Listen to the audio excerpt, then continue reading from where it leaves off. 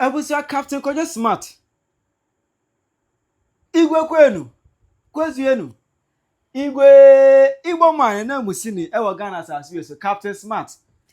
One Attorney General OSP ene John Mahama abeclash. No chire bu say he. Omuntibe chia no ma bakura Ghana asase. Hey, Captain Smart abe drop more expose. Me ma chire mu no achire wa adwen amame. Ewo comment section. Aha Penyah Block Media. Mess was say need mo. Obe like video no other one subscribe button somebody click the notification icon for latest updates aba chire wa adwen de amame ewo comment section. Mess was about so no share for so anya bi ahwe. Abu Sabeke ya tobe we a NDC ewe ne ye no. Anya tin say adividam from a friend Ora eye operation recover all loot. And the boy say under the previous government no obi biala say ofa kwambone so eluti wo man no say obo man no krono de. Ombechi sankofu we nyina na omagije ejapade bia asa krono bi ombo Ghana no ombeji nyina e de aba. Emo say somewhere February mu no Ora no e the report ekoma Mahama say om sabeti bibia e ma Mahama e ma ekodi state attorney general ensem eye Dr. Dominic Akutiringa ayene ni nsem ana bibia ekoreze from there the ono and I be carry on. Even when say oh only can be a press conference be about NSS scandal AI gift or warrant near the ade do boy a court case e be mu bi just say or the case we aba do be press conference e wo ho near the ade na OSP so the press conference e na mo fa Chira say chia no abada the press conference the bia dey briefu gather for the bia ye briefu ana under the previous government no any past person years one for we say ye briefu from February to date ye go see briefu Ghana for obi aso be chiri bia so a ye che na etwes ka tiri so metua be condition umeti a no ba kwa meti no opie no okoro afa no akwa akodi say Ora team no now no ye TV bia biem Abia just political statement keke. Operation recover all loot. Na abia just political talk. Just empty talk. Kasa yesi kasa ya mframa no. Sa an operation recover all loot ababe. Attorney General wa ye press conference a hold one ebi mu ge come adwen to Attorney General. The whole Attorney General wa na come A+. E ka kire se sebe. Odi se no be reset ni break say Attorney General no. Ade A+ mu no. O Attorney General ba bu say of Attorney General a whole state Attorney General A+ 8 me Canada children eco free easy free OSP so no office no and other press conferences there be a brief Ghana for she NC na eno no ana captain don't know so there be there massa this government we said the name see kono ebo mo share ye be chia kromfo ye be yese obi abo ban krono ye be che say he munyai na anoma kura mutimi nche ye duru baby a esese ye mpanifo no te ase ese ye free sa bagimi brenim na ye beduru banyansafo bre eti ene no ye nka sabre nto wotra te se Captain Smart ka bibia esese support niam na all kano with evidence with documents and ye say wasore ya na wakasa gu ho na ukọ no sambre no atwam first na we year 7 a won draw thesis won your project work won your dissertation na kwa me nkruma si companies na ya mo adwuma na wakoye nti na we afi ho say bibisa ho but ene emre women no wo be we first degree no you must have a dissertation you must have a project work yes must have them there yes so people are now thinking but the unfortunate thing is that I am not able to put together, marry the two, and find a divorce strategy for it. How are some mumuna na ye Benjamin Mereno? Na niema papa na esi. Na nemre ya enya sa form Mereno. Eni kwasa sam na ekoso. I am not able to marry the two and find a divorce strategy. And at the end ehu pa. Enu ntina wote wasa na age aban nsem. Na aban no at serious fraud office. No, I best say DNA from serious fraud office. Na wababa be no iyoku. Na fe ye de shraj. Aba be ka ho. Yewia na yasate Auditor General's Department aka ho. Yewia na yakọ akwate Intelligence and Department of the Ghana Police Service. Yewia na yakwate Criminal Investigations Department ewo Ghana Police Service. Yewia na yate BNI. Na yewia na yasabe sesadine fi BNI. Na yaba be frɛ no NIB National Investigations Bureau. No mu ina ye hwehwemu fa kro no ho. Ni na echi na yesi ye ntimi anhwe so am nsi kro no ano kwan. Na yakwa akwate one of the most useless ever institutions. Office of the Special Prosecutor. It is bogus, it is waste, it is useless. It has nothing to offer when it comes to criminal prosecutions in this country. Because one, Emrane Cheso, no one can say Muno, when obey na court, I just tell the General Buano. Oh, sir, our powers, man. Our powers. Then OSP, it's with the year, Cecilia Abnadapa. Oyende. Sir, what's the second money counting machines? Would you feed the kinds of on an account? Uko hobi David meme ko hobi nyen wa na be kan ye say the fidie de kan sika ko sisi la da pa fie ene ye kan ni sika ene ye hu se sika na wa kan no e do so ene Paul Adomo kire so be ka kire yen say sa kwa na okoje tobu afa de card ye wedding wa hohoro ho kabitia ne pe yen ko ho so what you say na ono so aba be ka say sa sika na wo sisi la branda pa dem no e yen san bode sabe eburu sabe ga do asante ma kura wu yen san bode say ne ko e and somebody is saying a coin. OSP to me, I'm not a party. Uncle Siaga. Okay. Yanti Kroma not on our church on some 4 letters. Time on our church letters and I can Furiata Ukrumha. So, what power side and one chicken Furiata? None our church letters. Says yan or not to a Can Furiata on man on match now. Read my lips. He will not come. On Bagana be a man as na one kabeba o na kwa me wutu we ye kenu for atantin kabeba ah sir dabi wa kan ko kire wo ho say wutu we pa we ye kenu for ata ena nyame aye wadom ena OSP o ye MPP ni ono wadin hwamtoma me mo nya otie didim fim ena wo kro no wo beba ojidi say OSP eninia ma na ode ye kenu for ata deliberate boss hwe politics na okrum ha ho na a plan. Oh please asema na okay asema na yekan okrum ha uji say na planting chief say nya planting na ablanda pa yendai she office of the special prosecutor in some men papa ya make emphasis ile ablanda pa ho want to be Emma mimi so mu bi obi aso mu bi ye twa ablanda pa ho adapa krom ha sa OSP o yes ablanda pa dai the case no ankwan go because OSP or MPP ni abrada pa MPP ni when koto waka koto ma moja abada but say nana kwa me when koto waka koto ma moja abada na say nana kwa me when koto a waka koto ma moja abada ebi wankani ye nana kwa me when bida koto se waka koto ebi wankani ye when bida ebi wontumi ankani ye when bida Capito nana kwa me when bida OSP office in fact what say yedi antina me do ba first waste yedi office of the special prosecutor yedi Najman say special prosecutor into what prosecutor way so by ye ojuma ye adwuma ne bia kama from 2018 besin when the OSP am yedi na tum so we Ghana ska boba akoma me na me so free yanko ojuma diska crap nana kwame me say when yedi na tum ojuma to diska if criminal investigation ends with negotiations then there's nothing like correction.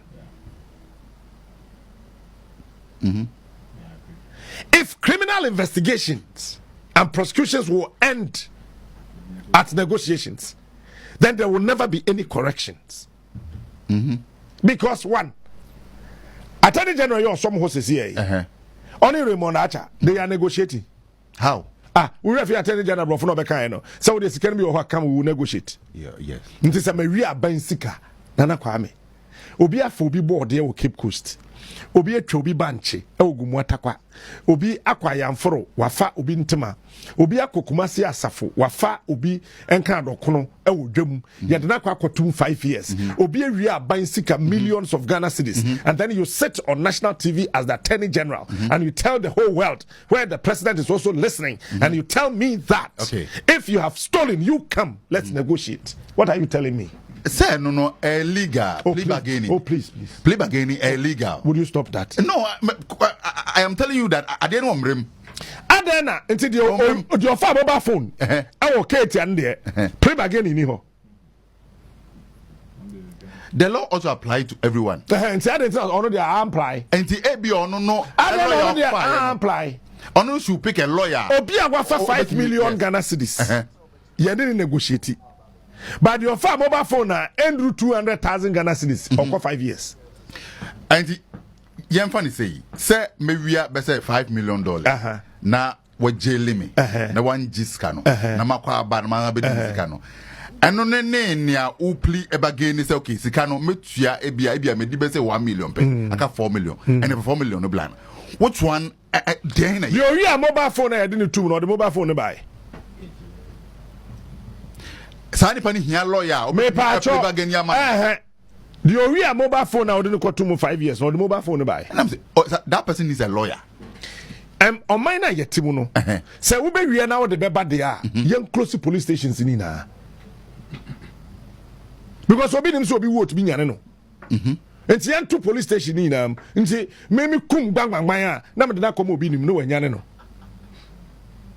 and obi nim an kaso nyane funu and such now we just of the it's low say so ntimi nyane funu dabi okay say ya yete say me kofa aban sika 5 million na ya say Captain Smart ntimi di 4.5 million dollars ko enti ya jame and take no for at fire na we dwane no say ken ya be kire hin when na no be babagini sa pre bargaining in some phone bro for na mo tikrum ha na mo keka no me ye Ghana man pani me do be sa pick up to atwa fa okrum kwa so me do nyame. That's against the law. A law be human right. Yes. And yes sir. Yes. The human left in be ndey. I don't do ho yet. When I catch say ndu ho yet. There's no law. When me nyansa che China na ye ko hokko bobisia. China Greek minister. Ya sentencing it to death. Ya de ahoma so den sade ne kon. Ya de bia so den na atwe mu gugura. Ekunu. What the law ni ho? Say omo ye law to suit What him say? Muslims in Africa are thieves. Christians in Africa are thieves. But Muslims in Mecca, they are not thieves. You can't steal in Mecca. But the Muslim in Ghana is a thief. How? The Christian in Ghana is a thief. The Christian in Israel is not a thief. Because Israel, we are buying sika yebe kum. Mecca, we kofa buying sika yebe kum. But Ghana here, I know be say, oh sorry, I'll say imam, not the chief imam, did the diska. President Mahama direct the fast track prosecution of the cases. Say he make sure say your cases in be Welfare Auditors General report and a public PIAC a investigation. But unto party, mamwate. Do your moya.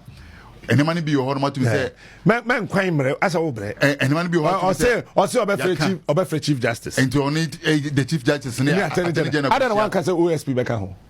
Now, I'm fast track. There be man cobium. I don't a president and for OSP and home. A useless institution. Yeah, my parliament a wasted time. Ya Jessica D. Maybe your president OSP me gunu. In fact, be a new OSP. Yansa be any. And you know, because Osha, man peniku 4 time or the fast track court by Emane Eddie Penifobin Sembebre, Okroma, some point to Tachutika 2001. What the year 2001 March. And he started the pilot phase or the fast track high court. Yeah. Enti ye for high court 3. Makuma ensa. And a president for the started a fast track high court. That time no, not Chief Justice Edward Kwame Uredu. Na wo. Chief Justice redu and na ye fast tracking why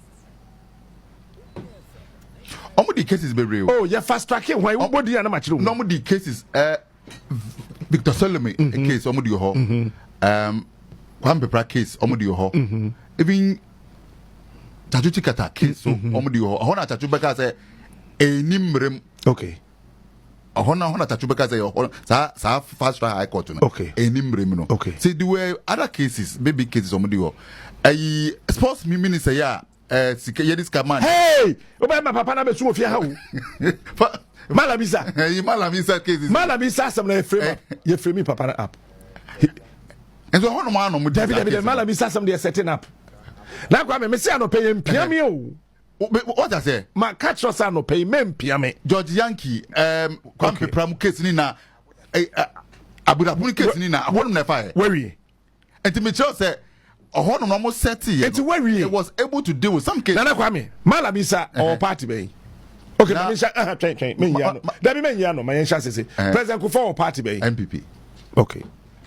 Malamisa or party be PNC, yeah. Dana Bodapi or party be NDC. Victor Salome or party be NDC.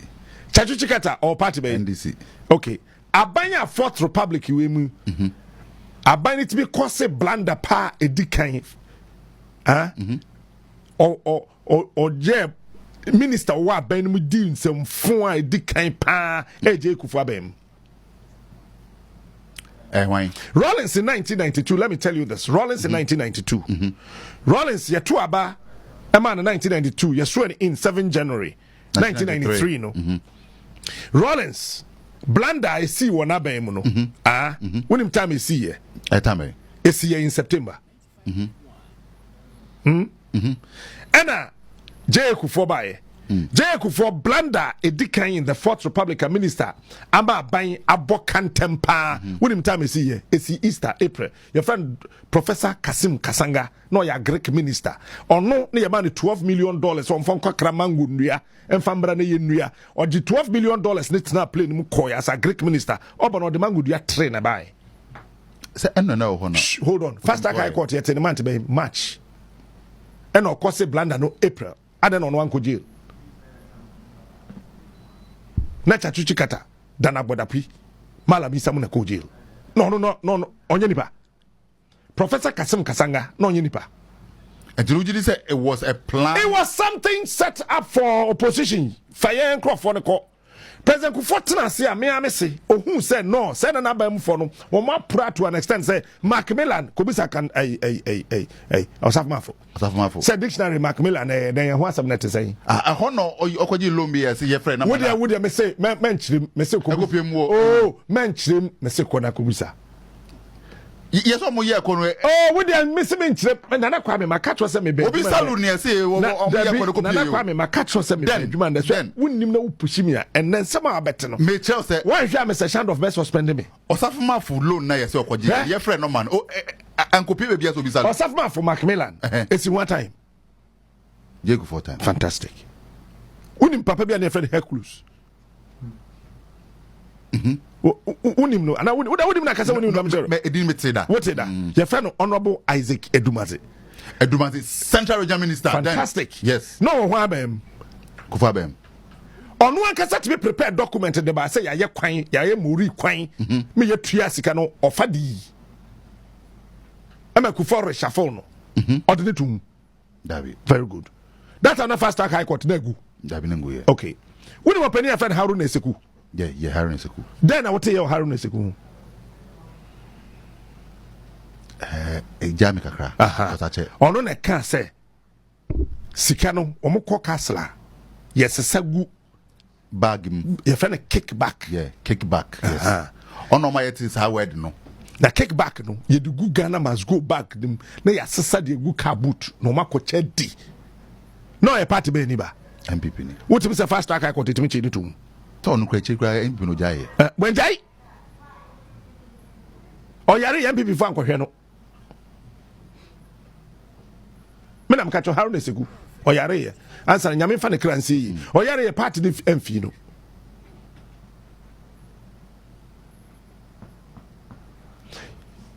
ya nsesa nipa osama fa nsesa nipa be 13 endi na chi anko China so kwaji loan e na wa kan enko pie saloon omo ye call no aha nti sa aka na oboy nti ono ankasa na oye finance minister no nim say ye gi loan wo bank na loan ye gi saloon osafmafo oye ndisi ni MPP ada na fast track high court ntimi anche no tesa isanya ma we 19 oyi ni fee baby o no oyi no de ne ko he ne ko sports aha no ne apam no when you transfer a drinking police officer you have only changed his drinking spot.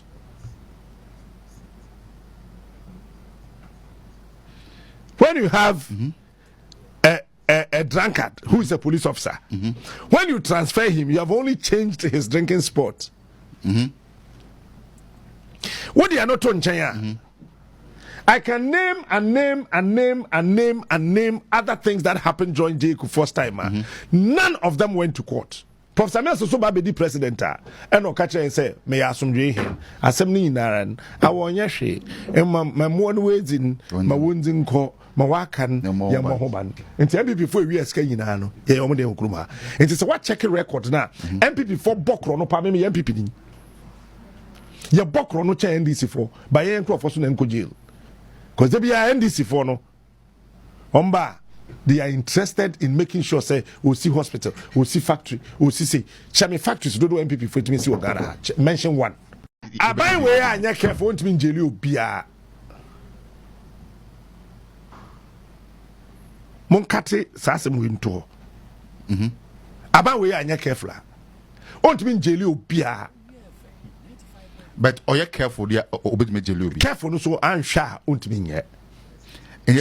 Enti ordinary nibre be call the general so the general's report na so tin na wo mu no 150,000 200,000 1 million na ye jaka no foriata but say President Mahama beka say sa offer chief justice offer attorney general no e dey ntra sa de na nya president adwuma when himself attorney general say you omo okrum hoyi na they are all corrupt. Oh how? Ya se kire me wo yonko faso so na me che usuban eno ma won takre se no ena otubom de wa puto no onchiri se ode babom mo de okonsuo no ona no boy nyina aha and you patch say from the days of from 1992 be see the attorney general be any assassin so wetimi ama obi a wa fisika wa auditor general mako jilda bam number 1 na me soro nko ya attorney generals ni nyina they negotiate. We had Obeda Samoa Rawlins's time as the attorney general. He later became the foreign affairs minister. Did he jail anybody from Auditor General's report?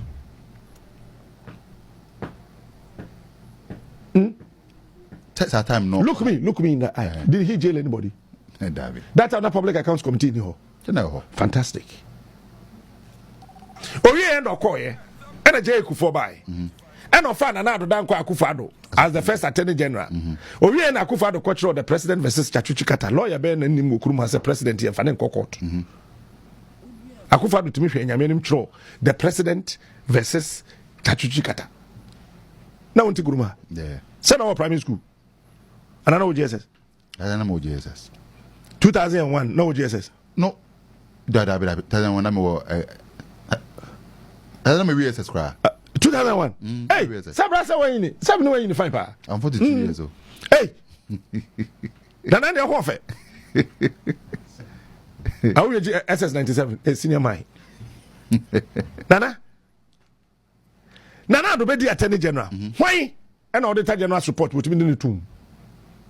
Show me one. Public Accounts Committee wasted your time to say the president can. I say we makasa na me makase. Kasa bi amakato ho no. Kwadwo smart me takrama enfam. Mewu ko emfie ha. Emfie hanum echire no. Ghana besa kwohwehwe me ne na wabo na wode aka kire nchiri ma se. Na esese ye ne sei te se de kwadwo kaye. Me se entutu me takrama enfam me ne enyira efri se me ne e Africa me ne. The same thing the president take no. Ye wie eno no. ena je kufo so osesa nanado ayikwe otu wanya atene general na o ya atene general papa wusu ankoma wanya atene general why no odine tumu auditor general report ho kyerɛ me one na me nsɔre nkɔ our attorney generals are corrupt. One of them must prove. Say me, I have exonerated myself from the paradigms of corruption. Was better to comment section. How you Penyah Block Media.